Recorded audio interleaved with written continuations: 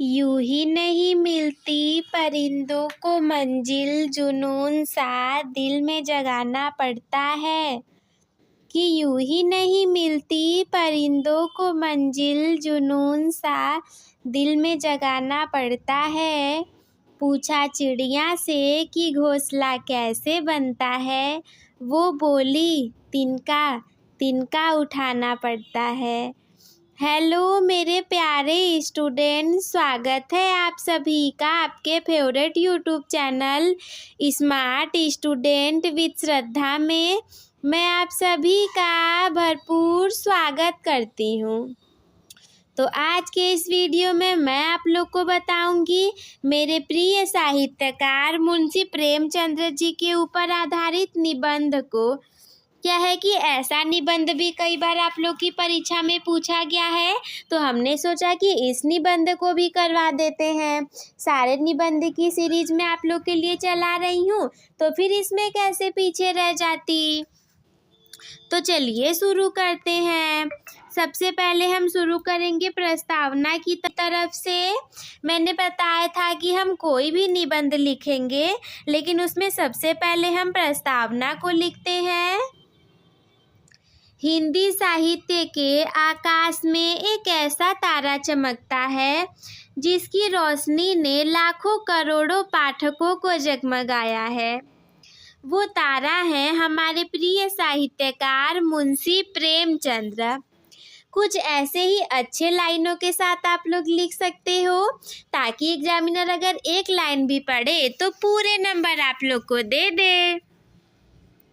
उनकी रचनाओं ने न सिर्फ हमें मनोरंजन प्रदान किया, बल्कि समाज के गहरे घावों को भी उजागर किया।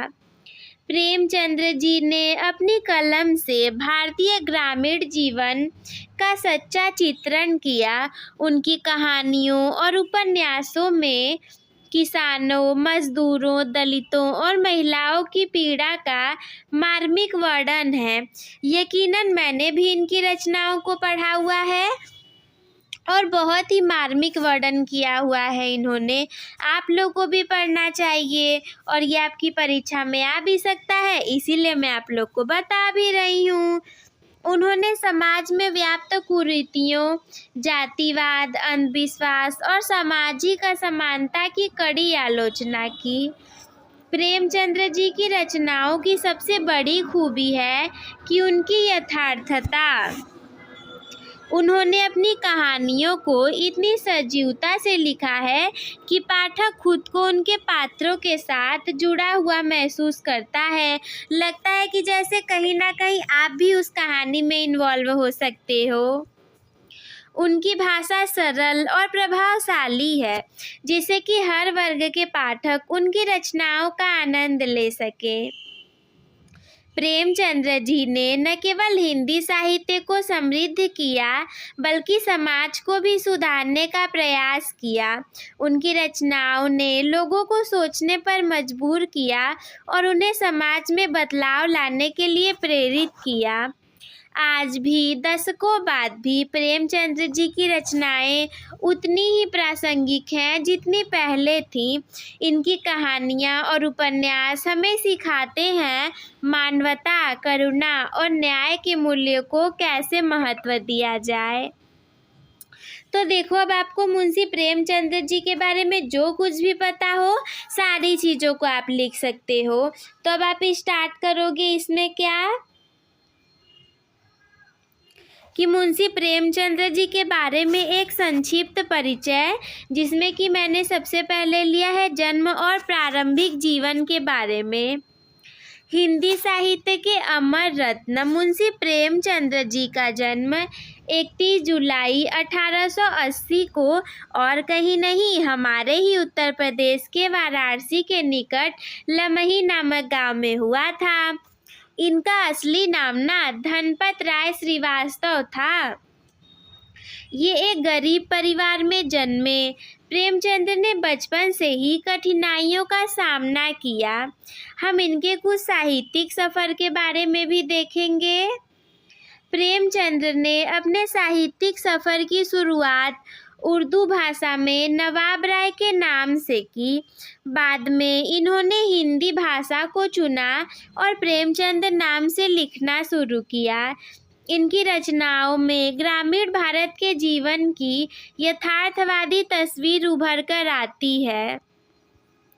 किसानों, मजदूरों और दलितों की पीड़ा, समाज में व्याप्त कुरीतियों को उन्होंने अपनी कहानियों और उपन्यासों में बड़े ही मार्मिक ढंग से उजागर किया है। हम इनकी कुछ प्रमुख रचनाओं के बारे में भी देखेंगे। इनकी कुछ प्रमुख रचनाएं इस प्रकार हैं, जैसे सबसे पहला है गोदान, एक किसान के जीवन की मार्मिक कहानी। मैंने भी पढ़ रखी है, और सिर्फ पढ़ा ही क्या, मैंने तो इसे देख कर भी रखा है। बहुत अच्छी कहानी है, आप लोग भी इसे पढ़ लीजिएगा।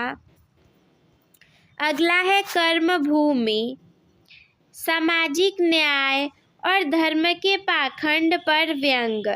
गबन, भ्रष्टाचार के दुष्परिणामों पर आधारित एक कहानी। नर्मला, विधवा विवाह और सामाजिक सुधार पर आधारित उपन्यास। हम इन्हें कुछ विरासत की तरह भी देखेंगे। हालांकि ये इतने बड़े लेखक थे, उपन्यासकार थे, तो विरासत क्यों नहीं होंगे। प्रेमचंद्र हिंदी साहित्य के एक ऐसे स्तंभ हैं जिनकी रचनाएं आज भी प्रासंगिक हैं। उन्होंने भारतीय समाज की समस्याओं को अपनी रचनाओं के माध्यम से उजागर किया और लोगों के सोचने पर मजबूर किया। उनकी सरल भाषा और मार्मिक कहानियां उन्हें आम पाठकों के बीच बहुत लोकप्रिय बनाती हैं। मुंशी प्रेमचंद्र जी सिर्फ एक लेखक ही नहीं थे, बल्कि वे एक समाज सुधारक भी थे। इनकी रचनाओं ने भारतीय साहित्य को नई दिशा दी और आने वाली पीढ़ियों के लिए प्रेरणा का स्रोत बनी। फिर हम निष्कर्ष के बारे में देखेंगे कि मुंशी प्रेमचंद्र हिंदी साहित्य का एक चिरंतन तारा के रूप में, आप जितनी अच्छी हेडिंग डालेंगे उतनी अच्छी आप लोगों को नंबर दिए जाएंगे निबंध में। तो इसीलिए मैं हेडिंग वाइज बता रही हूँ और आप लोग को ऐसा ही लिख करके आना है। मुंशी प्रेमचंद्र जी हिंदी साहित्य के एक ऐसे चिरंतन तारे हैं जिनकी रचनाएं सदियों से पाठकों को प्रभावित कर रही हैं। इनकी यथार्थवादी कथाएं समाज के गहरे सच को उजागर करती हैं।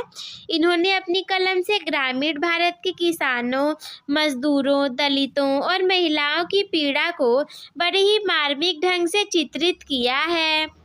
प्रेमचंद्र की रचनाएं सिर्फ मनोरंजन का ही साधन नहीं है, बल्कि ये समाज सुधार का भी संदेश देती हैं। उन्होंने जातिवाद, अंधविश्वास और सामाजिक असमानता जैसी कुरीतियों की कड़ी आलोचना की।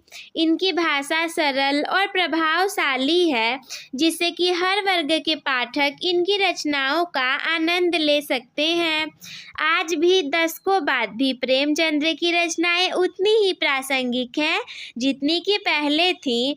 इनकी कहानियाँ और उपन्यास हमें सिखाते हैं मानवता, करुणा, न्याय के मूल्य को कैसे महत्व दिया जाए।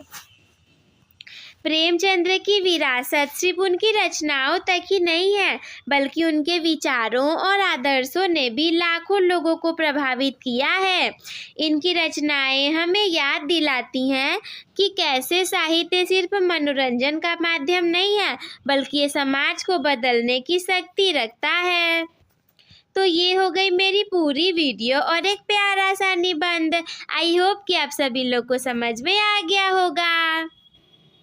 तो अपने टॉपर बनने की जर्नी एक टॉपर के साथ शुरू करने के लिए चैनल को सब्सक्राइब करना ना भूलें।